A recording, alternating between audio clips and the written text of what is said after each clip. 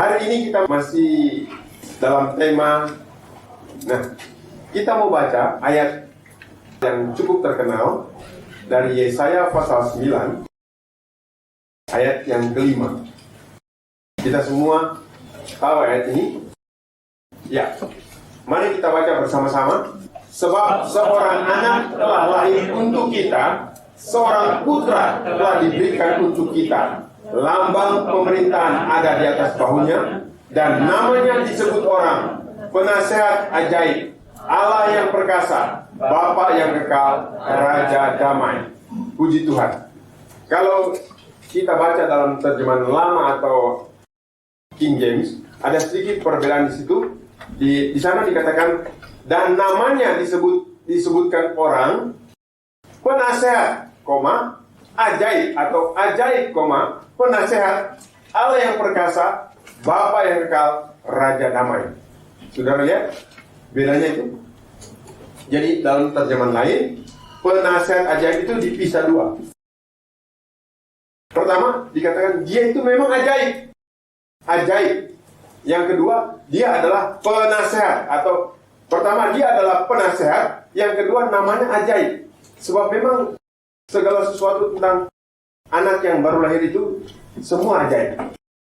Nah, sore hari ini kita sudah melihat, kita sudah mengerti beberapa kali tentang hal-hal lain tentang nama ini, yaitu namanya disebutkan orang, Penasehat, Ajaib, Allah yang perkasa, Bapa yang kekal, Raja Damai. Pertama-tama saya mau pastikan apa saudara sudah nangkap, ini seorang anak yang telah lahir untuk kita ini siapa kira-kira? Tuhan Yesus. Tetapi ini ditulis oleh Yesaya. Yesaya yang bernubuat ratusan tahun sebelum Tuhan Yesus lahir. Dia bernubuat, dia menceritakan seorang anak telah lahir untuk kita. Dia menceritakan tentang kelahiran Tuhan yang masih ratusan tahun, tetapi sudah dikatakan seorang anak telah lahir untuk kita. Seorang putra telah diberikan untuk kita. Berarti sebelum Tuhan Yesus lahir, kelahirannya itu sudah dinubuatkan jauh sebelumnya. Maka kita harus tahu, berarti Tuhan Yesus yang lahir, yang biasanya kita rayakan pada hari Natal dengan lagu Yesus Juru Selamat lahir di Bethlehem, itu semua peristiwa yang terjadi itu sudah direncanakan, sudah dinubuatkan, sudah lebih dulu dipersiapkan. Jadi rupanya ini yang menyiapkan bukan main-main. Sebab itu namanya akan disebut Penasehat, Ajaib, Allah yang perkasa, Bapa yang kekal, Raja Damai. Nah, dari semua nama yang disebut di sini, kita akan menyoroti nama yang satu ini, yaitu Bapa yang kekal. Bapa yang kekal. Terjemahan lama mengatakan Bapa kekekalan. Bapa yang kekal dengan Bapa kekekalan, bedanya apa? Coba saudara renungkan. Bapa kekekalan dan Bapa yang kekal, apa bedanya? Mari kita lihat bersama-sama ya. Pertama-tama kita tahu bahwa Yesus yang lahir sebagai bayi kadang-kadang disimbolkan dengan palungan. Orang merayakan Natal selalu taruh palungan, lalu taruh bayi Yesus. Yesus yang lahir itu dilihat sebagai bayi. Tetapi kita semua mengetahui dari ayat ini atau keterangan ini, dia ternyata Bapa yang kekal. Jadi kelahiran di dunia itu, kelahirannya sebagai manusia adalah suatu peristiwa ketika dia mengambil bentuk sebagai manusia. Dia sendiri sudah ada sebelum dunia diciptakan. Sebelum ada semua ini, dia sudah ada. Dia sudah lebih dulu ada.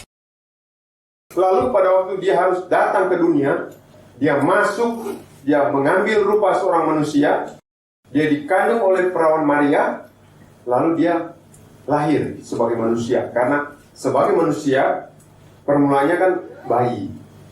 Dia lahir sebagai bayi. Jadi semua proses itu cuma merupakan proses yang harus diketahui oleh manusia, dan kita semua tahu karena dia menjadi manusia, dia harus mengikuti proses itu dari mulai bayi kemudian menjadi besar.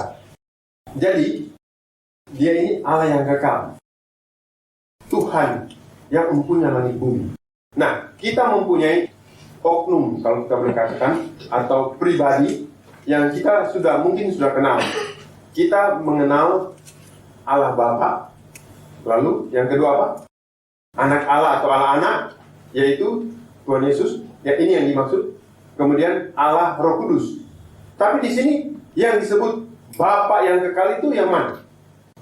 Tadi ada Allah Bapa, ada Allah Anak, dan ada Allah Roh Kudus. Tapi di sini seorang anak telah lahir untuk kita, namanya akan disebut Bapa yang kekal. Dari 3 jari saya ini, yang dimaksud di sini Bapa itu yang mana? Tengah atau kiri atau kanan? Yang saya maksud, ini kan ada sebutan Bapa yang kekal. Kita sering mengetahui istilah Allah Bapa, Allah Anak atau Anak Allah, dan Allah Roh Kudus. Iya kan? Nah, yang diterangkan di sini atau yang mempunyai nama Bapa yang kekal itu menunjuk pada yang mana? Halo, pada yang mana? Allah Bapa. Boleh jawab, tidak usah bayar.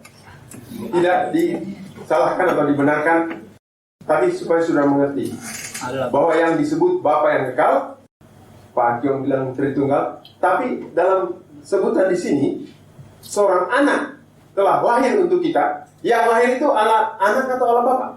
Allah anak. Allah anak. Berarti yang kedua, yang tengah, yang disebut Bapa yang kekal. Jadi saya mau menjelaskan pada saudara bahwa Tuhan Yesus atau Allah anak itu beberapa kali di dalam Alkitab juga disebut Bapa. Saudara paham? Meskipun kita mempunyai Allah Bapa, Allah Anak, Allah Roh Kudus, Tuhan Yesus biasanya tidak disebut Bapa. Yang disebut Bapa biasanya yang oknum yang pertama. Paham saudara? Tetapi di sini dan di beberapa ayat sedikit saja, tidak semua, sebutan untuk Yesus dipakai juga Bapa yang kekal. Kalau ditanya lebih dalam, memang kita tidak bisa lari. Kita harus menjawab seperti Pak Kiong atau seperti Om Kim Han, bahwa sama saja ini, sebab mereka satu.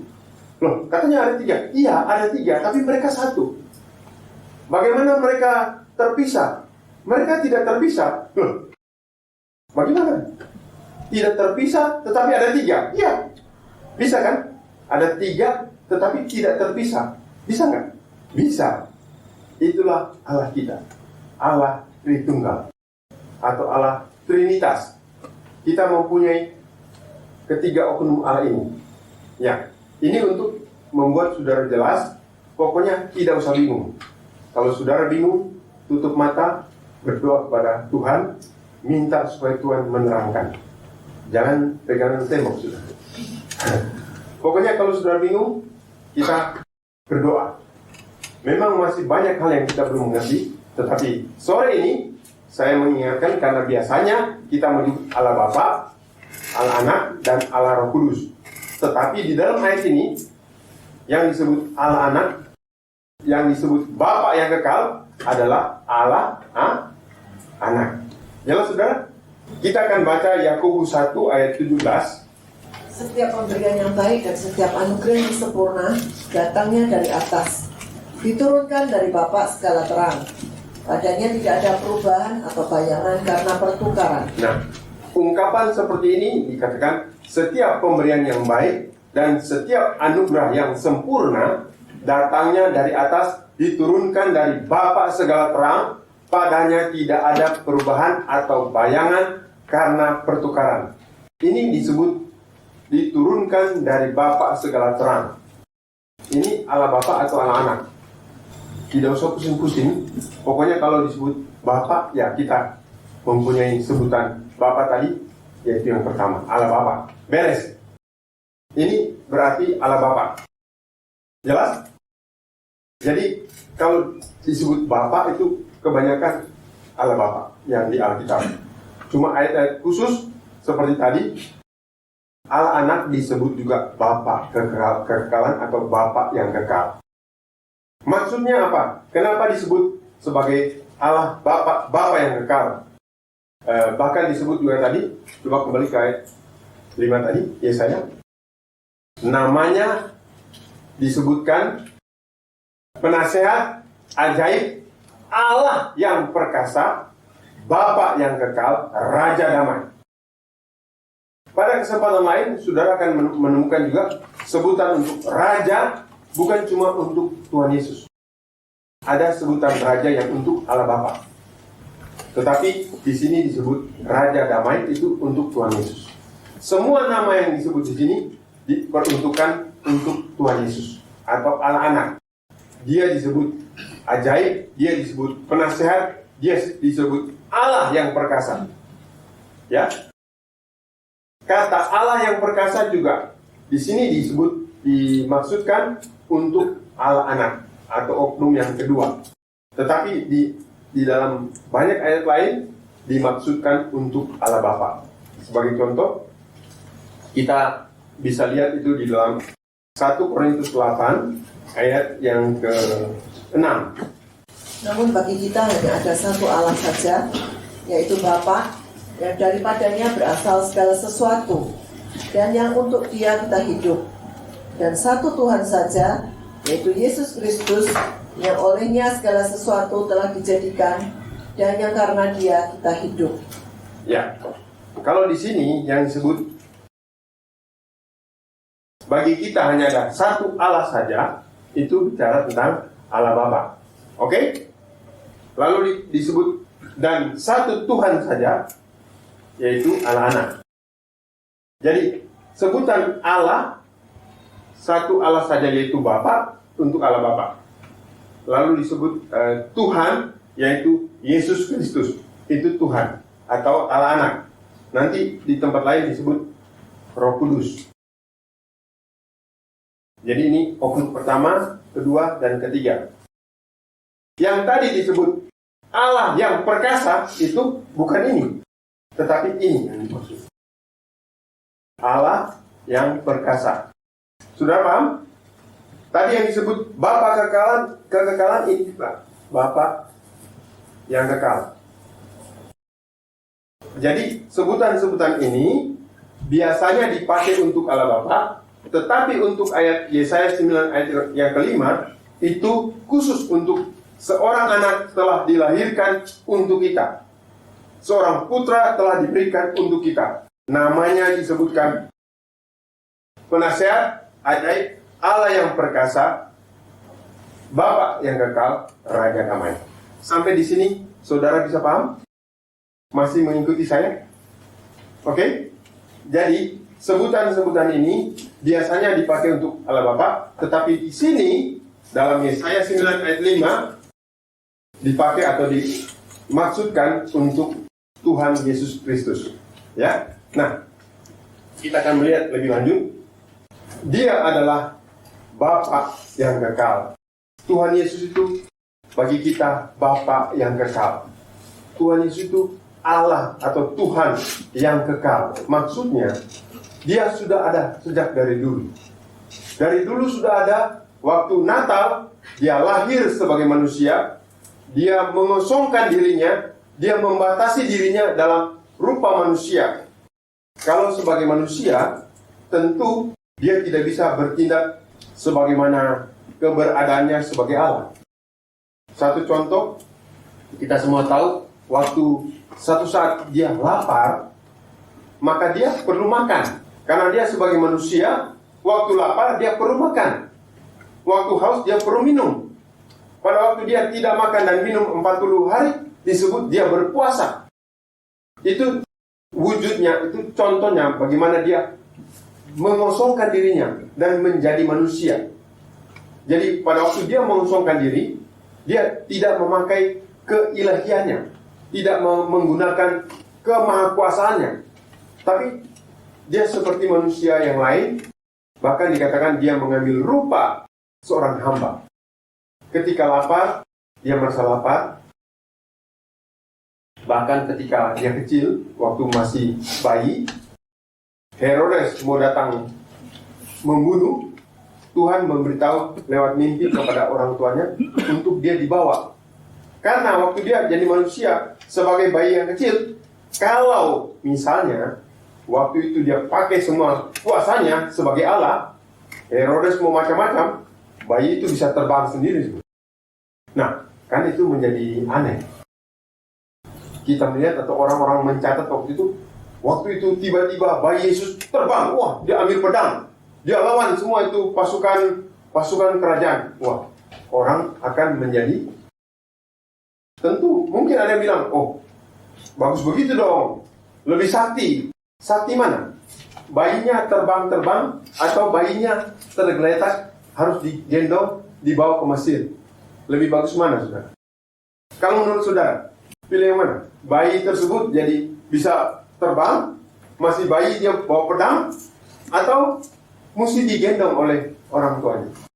Ini yang dimaksud, dia menjelma 100% sebagai manusia, tetapi dia itu 100% juga Allah.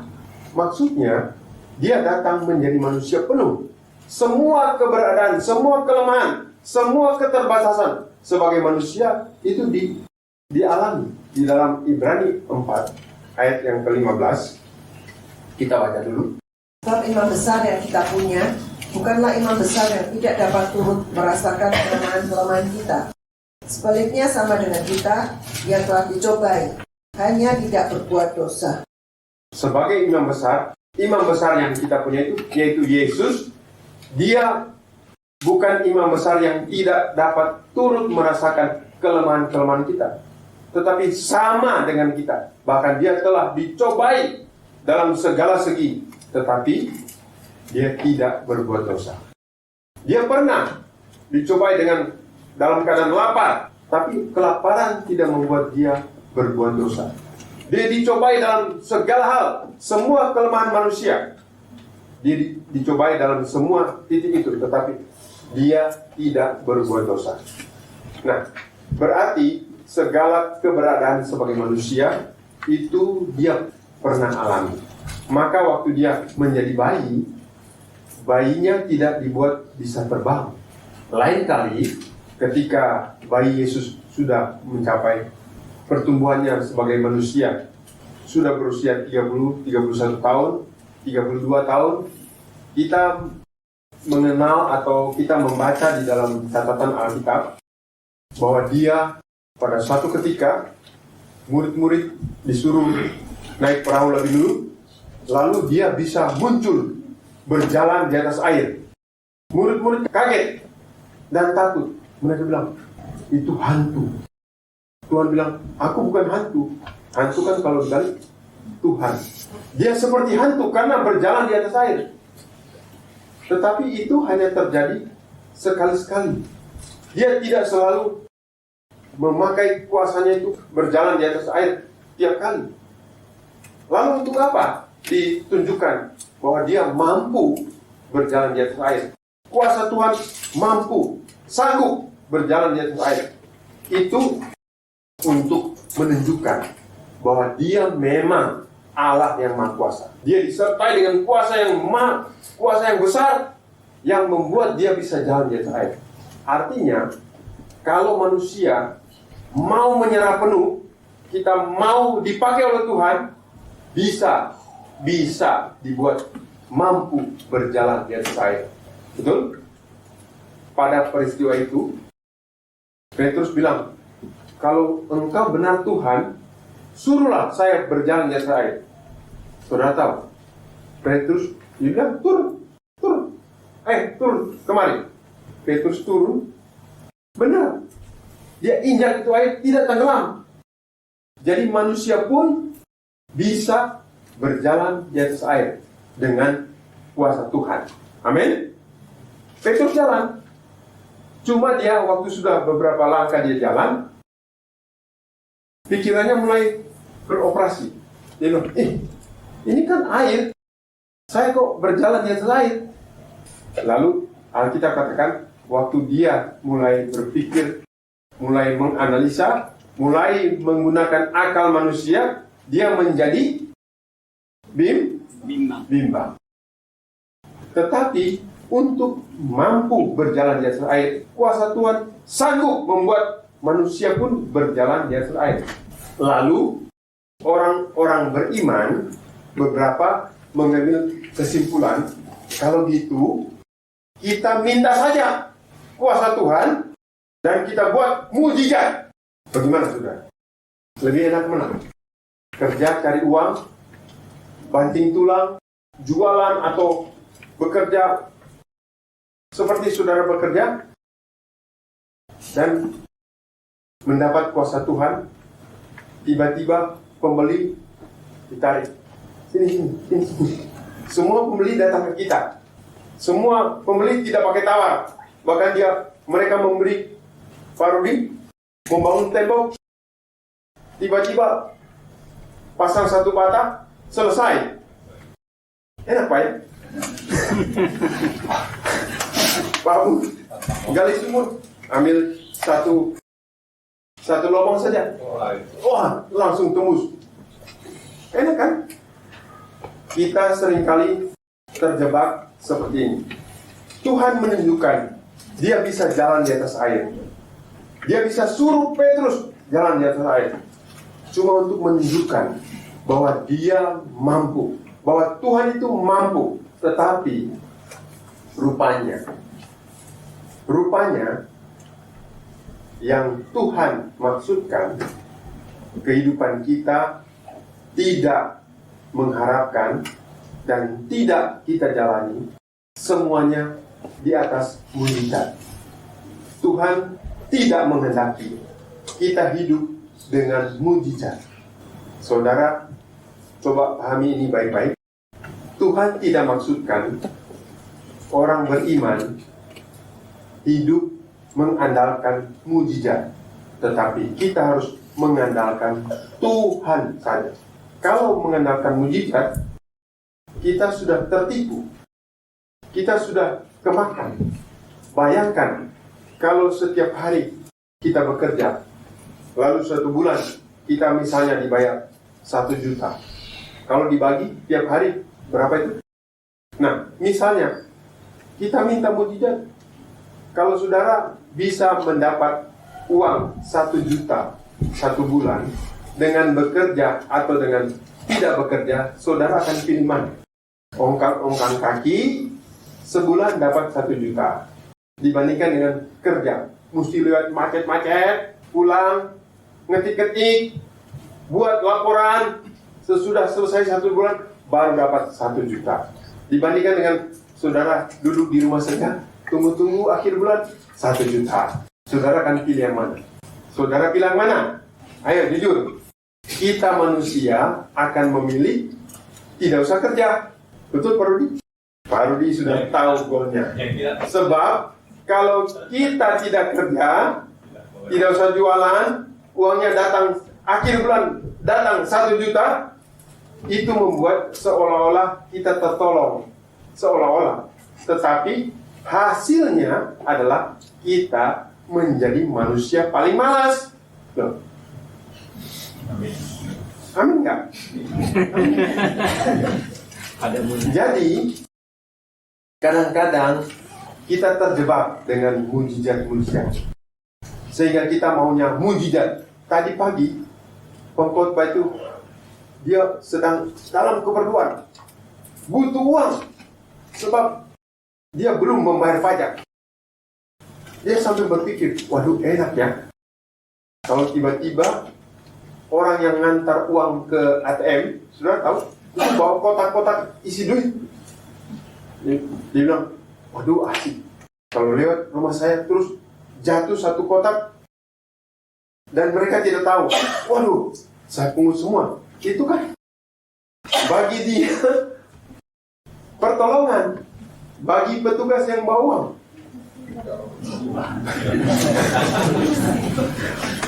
Jadi pikiran-pikiran seperti ini, pikiran-pikiran mujizat dan mengandalkan mujizat, bahkan beberapa orang Kristen mengalami menerima pengajaran. Aku percaya mujizat. Jangan kita mempercayai mujizat itu. Kita tetap harus percaya kepada Tuhan. Tuhan bisa buat mujizat. Kapanpun dia bisa berbuat mujizat. Kapanpun dia bisa menyuruh kita jalan di atas air. Tetapi rupanya yang Tuhan mau, dalam seluruh Alkitab kita tahu bahwa kita disuruh bekerja, kita disuruh melakukan segala sesuatu secara biasa seperti manusia yang lain.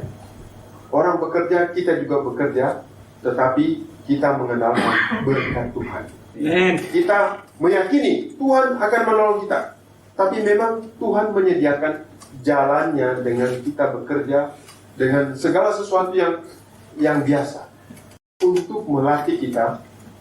Kita akan lihat nanti latihan-latihan ini untuk membawa kita menjadi manusia-manusia yang boleh menjadi serupa dengan dia. Nah, kita sudah lihat tadi, dia adalah Bapa yang kekal. Sebelum dunia jadi, dia sudah ada. Waktu dia harus lahir, dia jadi manusia dari mulai bayi sampai dewasa. Ya, semua ini Tuhan lalui untuk memberi pada kita satu teladan, satu jalan, satu contoh bagaimana dia bertumbuh dari kecil sampai besar. Bahkan waktu yang dia pakai 33 tahun lebih itu sudah selesai dia punya yang dia harus kerjakan sebagai manusia. Kita semua diberi waktu, bahkan kita diberi waktu lebih banyak. Kita tahu, saudara sekarang ada yang umur 60? Ada. Saya kira ada. Umur 70 itu sudah lebih dari waktu hidupnya Tuhan Yesus. Jadi, kalau kita boleh hidup, kita boleh menjalani kehidupan ini, kita menjalani waktu yang sangat pendek. Tuhan Yesus menjalani waktu yang lebih pendek, tetapi dia adalah Allah yang kekal. Dia menguasai seluruh waktu. Dari kekal sampai kekal, dia ada. Dia tidak berubah. Dikatakan tadi, pemberian yang baik datang dari Bapa segala terang yang tidak berubah, bahkan tidak ada bayangan karena pertukaran. Dia kekal. Kekekalannya itu untuk menjamin kita semua. Kalau saya garis seperti ini, dia hidup atau dia menguasai seluruh lintasan waktu. Kita lahir, lalu menjadi dewasa, satu kali kelak kita semua akan selesai. Semua kita akan selesai. Tetapi kita selesai, kita tidak tahu lagi apa yang akan terjadi. Tapi kepada kita semua diberitahu bahwa Tuhan kita, Allah kita itu Allah yang kekal. Dia menguasai seluruh waktu. Sampai waktu yang akan datang, yang masih belum terjadi, dia sudah bisa cerita. Sama seperti tadi, seorang anak telah lahir untuk kita. Belum terjadi, sudah bisa diceritakan. Begitu juga terhadap kita. Kita lahir di sini, kita meninggal di sini misalnya. Tuhan kita itu menguasai seluruhnya. Ini untuk memberi jaminan bahwa kita tidak usah khawatir. Tuhan memiliki masa depan. Kan nyanyi lagu itu tadi. Tuhan menjamin hidup. Dia jamin. Dia ada di sini, dia ada di sini, dia ada di sini. Sehingga kalau ini usia normal, saya pernah bilang pada saudara, saya minta 120. Mungkin sampai di sini. Tapi di sana juga ada Tuhan. Sesudah saya meninggal pun ada Tuhan. Sesudah sampai seluruh riwayat dunia ini selesai, Tuhan ada di sana. Sehingga kita tidak perlu ragu-ragu. Kita punya Allah yang kekal. Kita punya Allah yang luar biasa. Dia menguasai seluruh waktu. Jadi namanya Bapa yang kekal berarti Dia menguasai waktu. Sehingga bagaimanapun kehidupan ini, kita tidak perlu ragu-ragu. Kita tidak perlu bimbang. Kita tidak perlu panik. Kita punya Tuhan, Allah yang kekal, Bapa yang kekal. Dia kekal. Dia menguasai seluruhnya. Zaman atau masa sekarang ini penuh dengan ketidakpastian. Sudah kelihatan berbagai hal. Orang-orang berkata, ini masa yang tidak menentu. Saudara sudah pernah dengar itu, saya menceritakan jumlah penjualan diukur sampai dalam hidup sehari-hari. Mereka katakan warung Padang yang biasanya berhasil menjual misalnya 50 karung, bulan-bulan ini cuma bisa jual 10 karung. Kalau biasa 50 karung beras itu dimasak jadi nasi, nasinya dijual 50 karung habis. Sekarang cuma bisa jual 10 karung, berarti 1/5 dari yang biasa. Apakah orang-orang semua cuma makan 1/5? Tidak.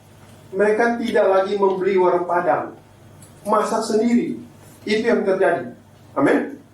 Kalau dulu semua orang beli sehingga perputaran uang itu begitu lancar, ini bulan-bulan ini orang yang membeli warung Padang itu tinggal 10 karung.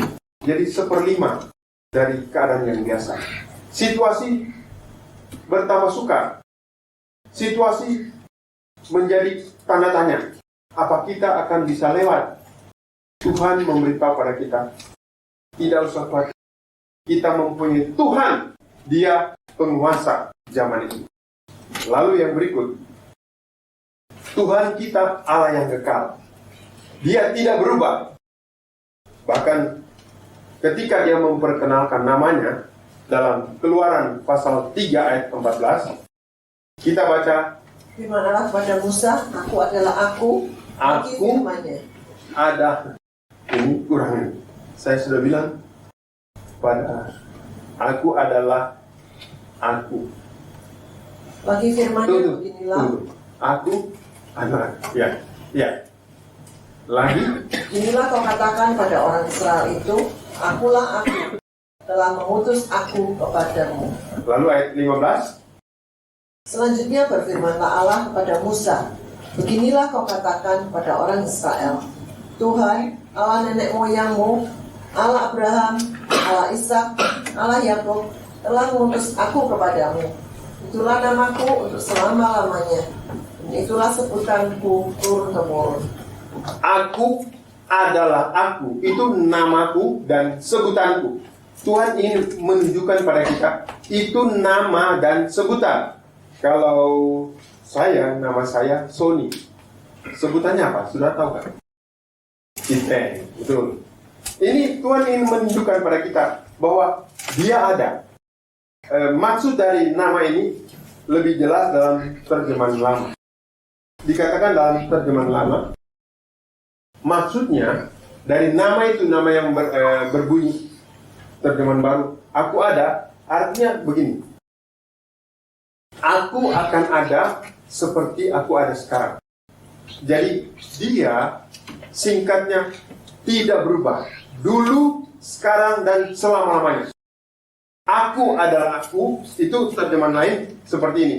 Aku akan ada yang aku ada. Memang nama ini agak sukar disebut dalam bahasa Inggris. I am that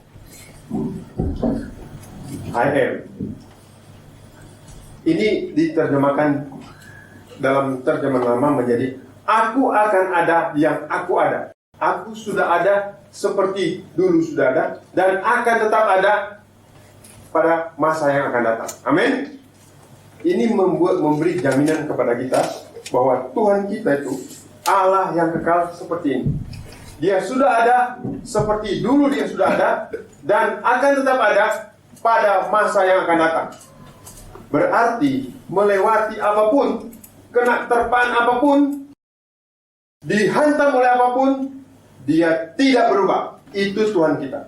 Situasi yang bagaimanapun, perang, bencana alam yang kita mungkin lihat begitu menakutkan, tidak usah khawatir, karena Tuhan akan ada yang Dia ada.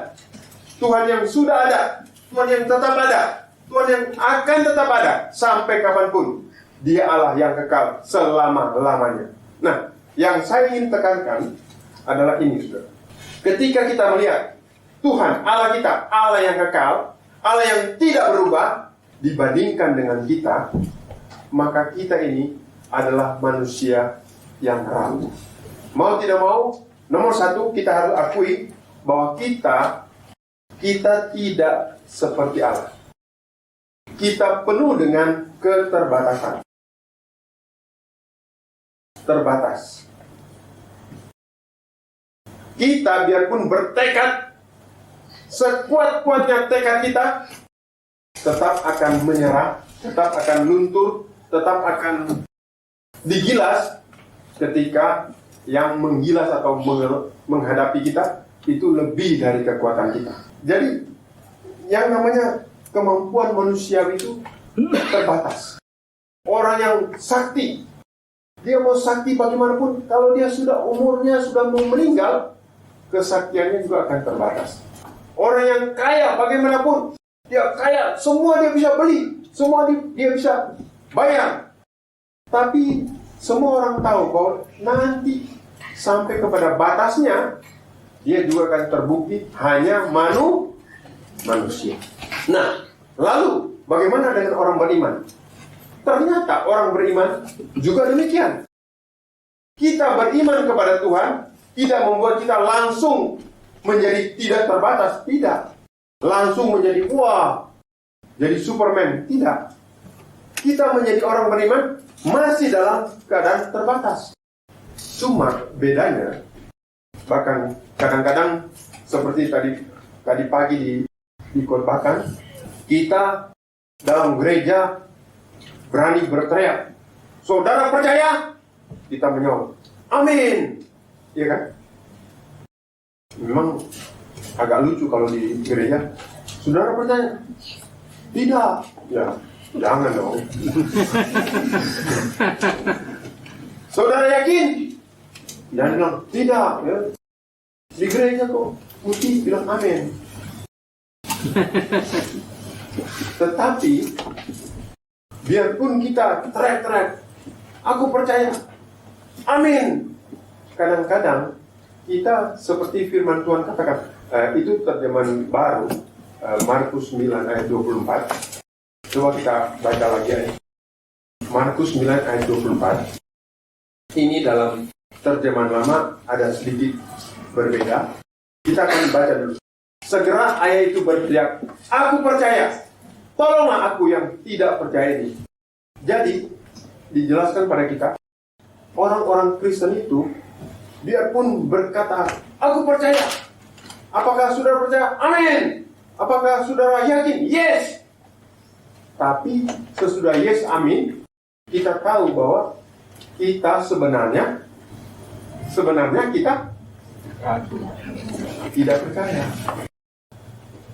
Dalam terjemahan lama disebut, maka berteriaklah bapak budak itu sambil menangis, katanya, ya Tuhan, hamba percaya, tolonglah akan iman hamba yang kurang. Jadi, saya percaya, tolonglah saya yang kurang percaya ini. Jadi dia bilang, saya percaya, tetapi tolonglah, karena kepercayaan atau iman saya itu masih kurang. Bukan tidak percaya. Kalau saya tanya pada saudara-saudara, apakah saudara yakin Tuhan akan memberkati dan mencukupi kehidupan saudara semua? Oh, nomor satu. Ulang.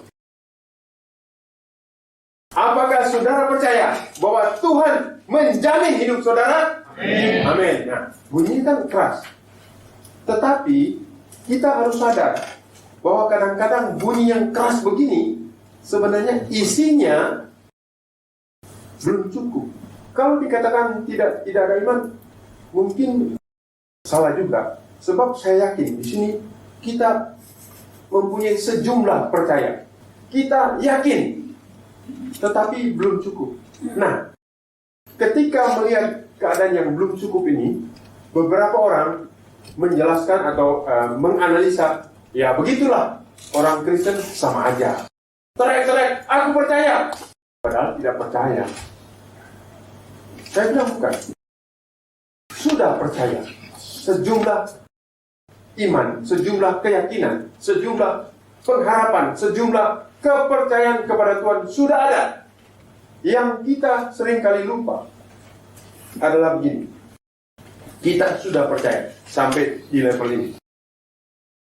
Ketika ditanya, apakah saudara yakin Tuhan menjamin hidup saudara? Imannya yang masih di sini berteriak, amin. Tapi sebenarnya kita masih butuh tahapan-tahapan. Nah, tahapan-tahapan ini yang kadang-kadang kita kurang melihatnya. Apa saudara percaya? Percaya. Dilihat kenyataannya cuma di sini levelnya. Makanya setiap ada pencobaan yang ukurannya segini, terus misalnya pencobaan itu berupa uang habis. Waduh, bagaimana? Bukan berseru kepada Tuhan, tapi katanya yang itu, oh, saya mau datang ke Pak Rudi, saya mau datang kepada Pak Kiong. Oh, lupa pada Tuhan. Yang teringat adalah manusia-manusia yang sama-sama terbatas. Karena kita sebenarnya cuma punya iman segini. Tetapi iman yang segini, yang saya mau jelaskan pada saudara, iman yang segini ini jangan dibiarkan hanya begini. Ini sudah merupakan iman, sudah level yang kita punyai. Maka yang penting sekarang kita naik. Besok naik lagi. Tahun depan naik lagi. Dan pada tahun kesekian naik lagi. Sehingga satu kali kelak kita semua yang namanya manusia masih berubah, masih tidak teguh, kita akan mencapai posisi yang Tuhan maksudkan. Yang ingin saya jelaskan pada saudara, kita memang terbatas. Kita manusia yang namanya tidak kekal. Kadang-kadang keputusan kita hari ini kita mantap.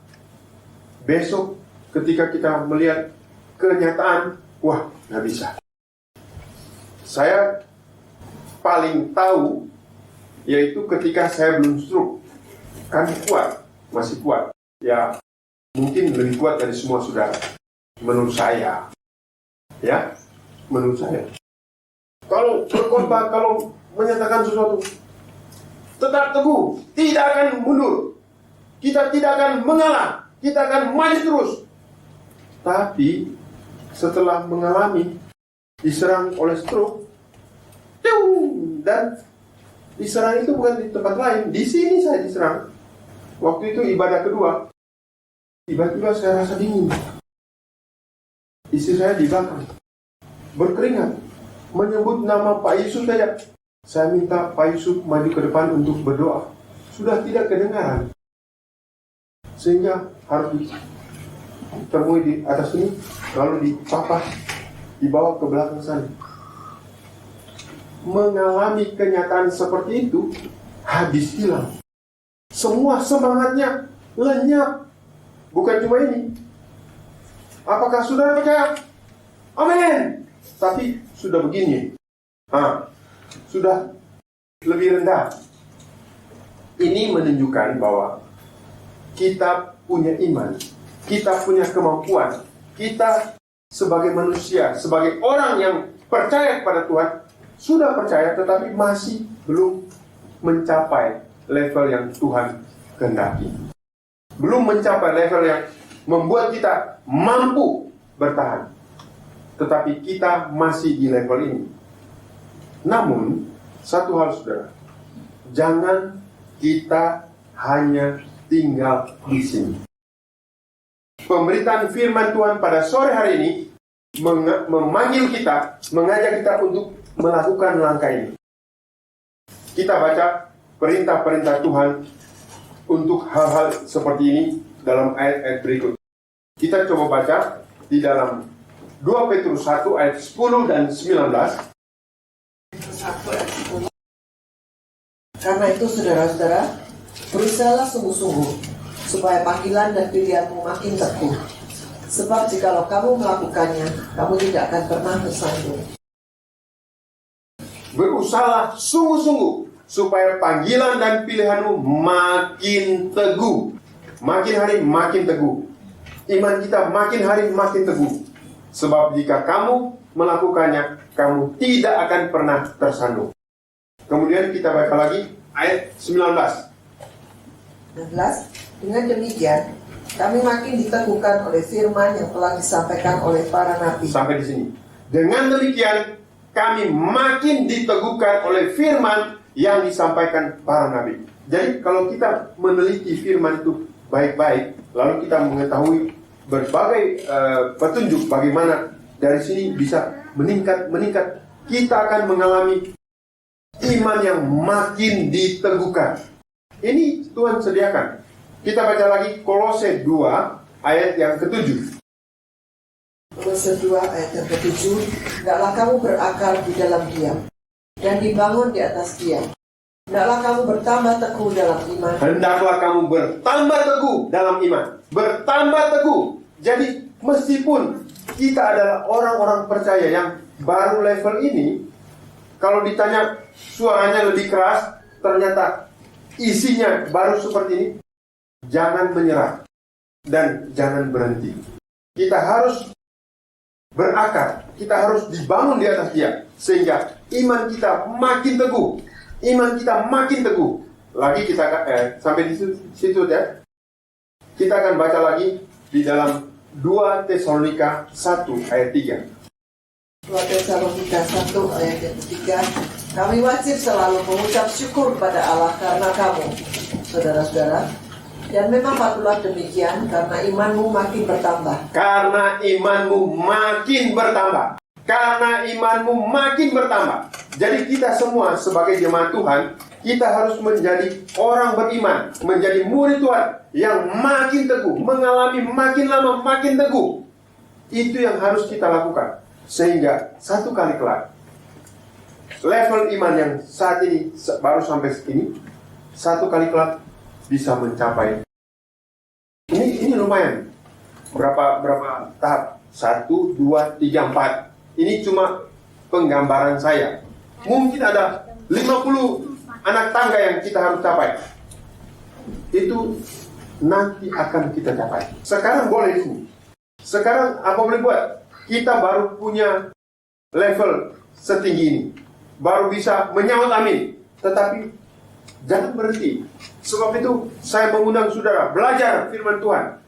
Belajar mempraktekkan, belajar melakukan. Karena ketika kita melakukan semuanya itu, kita akan dibawa meningkat. Jadi keadaan kita hari ini bukan satu ukuran yang tetap, bukan satu keadaan yang permanen, tetapi masih harus berubah, masih harus bertambah. Kita akan baca satu ayat lagi dalam 1 Korintus 16 ayat yang ke-13. Jaga-jagalah, berdirilah dengan teguh dalam iman, bersikaplah sebagai laki-laki dan tetap kuat. Saudara lihat, berjaga-jagalah, berdirilah dengan teguh di dalam iman, bersikaplah sebagai laki-laki dan tetap kuat. Tetap kuat. Mungkin hari ini ketika saya mengatakan tetap kuat, apalagi dengan tekanan tetap kuat, saudara mendengar juga maunya tetap kuat, tapi baru di sini. Oke. Ketika diukur, baru segitu ternyata. Tidak apa-apa. Jangan berhenti. Jangan berhenti. Jangan menyerah. Tetapi terus bertekun. Karena panggilan Tuhan adalah kita mencapai makin lama, makin kuat. Makin lama, makin teguh. Makin lama, makin dibawa kepada level yang lebih tinggi. Allah kita, Allah yang kekal. Tuhan kita, Tuhan yang menguasai sekarang dan selama-lamanya. Kita dipanggil, kita diajak, kita diperlengkapi supaya kita juga perlahan-lahan boleh mencapai keadaan seperti Tuhan kita. Saudara sudah sering membaca, hendaklah kamu sempurna seperti Bapamu yang di sorga sempurna adanya. Kita cuma dengar begitu saja. Tapi mari akhir tahun ini kita mempraktekkan dan mengalami bahwa kehidupan kita mencapai makin hari makin tinggi, makin hari makin tinggi. Karena itu jangan minta untuk Tuhan lalukan setiap persoalan dan pencobaan. Saudara mau saya doakan supaya makin banyak percobaan? Amin dong. Amin. Sebab tanpa persoalan, tanpa masalah, kita tidak ujian-ujian. Memang jadwalnya bukan saya yang pegang. Jadwal kita masing-masing ada pada Tuhan. Tetapi ketika persoalan datang, ketika problem muncul, ketika kesulitan datang, jangan menyerah. Kalau sudah muncul kesulitan, paling tidak kita pasang kuda-kuda. Ayo, ya, siap. Entah kuat berdiri atau tidak, pokoknya pasang kuda-kuda dulu. Ini kalau saudara tabrak, roboh. Sebab saya cuma gayanya saja yang sudah tidak sama dengan dulu. Tetapi ini untuk menunjukkan pada kita semua, kita tidak perlu menyerah dan jangan pernah menyerah. Kita maju terus. Soal kemampuan kita terbatas, oke. Soal kita bukan Allah yang kekal, bukan manusia yang teguh bagaikan batu karang, oke. Tetapi kita mau panggil oleh Tuhan untuk menjadi makin teguh, makin kuat, makin kokoh, sehingga satu kali kelak kita boleh mencapai yang sempurna. Kita boleh menjadi, kalau tadi Tuhan berkata, aku akan ada yang aku ada. Satu kali kelak kita juga akan berkata, saya ada, aku ada, sebagaimana aku ada, dan aku akan tetap ada, melewati segala macam terpaan, segala macam kesulitan, segala macam tantangan. Kita akan lewati satu persatu bersama Tuhan. Jangan pernah